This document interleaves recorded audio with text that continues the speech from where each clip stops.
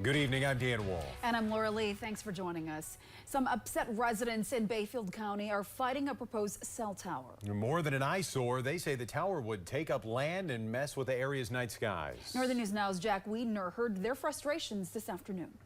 The Bayfield County boardroom overflowed with residents Thursday, many of them rallying against a proposed cell tower at the northern tip of the Bayfield Peninsula.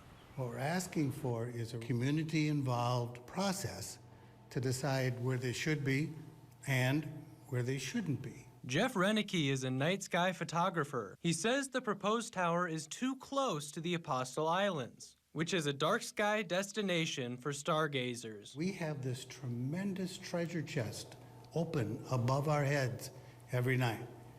We owe it to ourselves and to others to try to protect it.